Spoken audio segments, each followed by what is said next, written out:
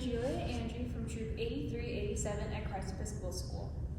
Today I will be competing in costume construction with my Big Bad Wolf costume from Into the Woods, with music and lyrics by Stephen Sondheim and book by James Lapton.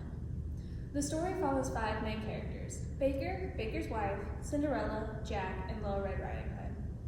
In Little Red's story, we encounter the Big Bad Wolf that follows her to her granny's house and eats her grandma and then her. Starting out this costume, I saran wrapped and masking taped our actor. Our actor is an athlete, so I wanted to make sure that I had the correct measurements, especially for his broad shoulders. This mannequin made it a lot easier to be able to fit the contours of the actor, so that I wouldn't have to tailor it for him once the jacket was already made.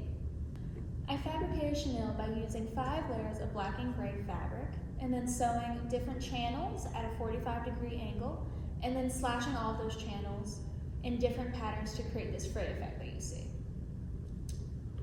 All of the slash marks that you see are meant to look like claw marks from a wolf, as well as all the fray effect that is meant to kind of look like wolf fur. So if you look at the jacket, you'll be able to tell that all seams are facing outwards, and that is to create more line and movement in the jacket when our actor is moving on stage. If you look closely at those outward seams, you'll be able to tell that inside of those seams, you can see some faux fur, and that is meant to kind of represent the wolf bursting out of his jacket. All the faux fur that you see on the collar and the sleeve is all attached with a light layer of fabric glue and then hand stitched on to make sure that it's really securely attached. Originally, I planned on making the jacket look a lot more like the original movie design. I planned on sewing a suit and then painting on that suit to make it look like wolf fur. But one day in my costume design class, my costume design teacher showed me this blanket that her daughter had made out of chenille, and I knew that that was the fabric that I wanted to make my costume out of. For this jacket, I did not do a lining, and there are 2 reasons for doing that. One, our actor has a medical condition where it makes him sweat more than the average person. So I didn't want to add more weight to him and cause him to sweat more than when he would be while performing. And 2, the jacket already has a good weight to it with its 5 layers, so I didn't want it to weigh him down even more with a lining. If you look at the back, there are 2 ventilation flaps, and inside those flaps I put a small strip of fur where if those flaps open, you'll be able to see inside the jacket, and I wanted to give the illusion that there was a lining inside of it. At the front of the jacket, I closed it with a snap closure. Our actor, before becoming an actor, he was a dancer. So on stage, he really moves a lot. And one of his signature moves inside of the jacket is to just swish it to the back, like you would like a trench coat. So I wanted to make sure that it was open all the way to the bottom so that he still gets that fun swish movement with the jacket. For the entire jacket, I used black thread with red bobbin. So if you look at past Big Bad Wolf costumes, you'll be able to see a lot of pops of red in their costumes.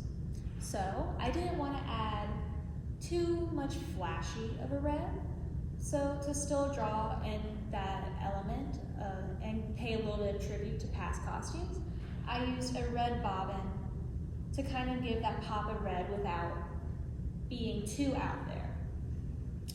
It's also meant to kind of look like blood, and as well kind of pay tribute to Little Red's cape, because if you know the story, you know that the baker kills the wolf, so I wanted to keep it as kind of blood or kind of veins. Sewing the hat in 2 days had its challenges. I constructed the hat out of a thick black fabric and as well as the thickest interfacing I could find. Inside of the hat, I lined it with some of the leftover jacket fabric to clean up some of the seams inside. All the ears and the fabric that you see poking out are from the leftover fur. And if you take a close look at the hat band, you can see a pattern, and that is meant to pay tribute to the original Into the Woods movie. If you see on the wolf's jacket from the movie, you can see the same pattern on his suit and as well as his tie. And if you take a look at the hat band again, you'll be able to see some red rhinestones, and that is meant to represent the wolf's glowing red eyes. This jacket was crafted in a 3-week time span due to illness and school break. For 2 weeks, I spent on making the fabric, and then for the rest of the time, I used it to sew the details and as well as sewing the hat together. I had to really make sure that I cut on the right side of the fabric, so for when I would have to go cut out my pattern pieces, it would form into a V shape. Because of the thick material, I had to work really hard to be able to sew through all of that material. I had used at least 5 sewing needles to be able to sew all of this together.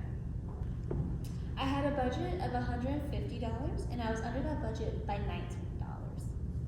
All of the fabric cost $51 and the rest of the materials cost $78. This costume tested my abilities, time management, and patience.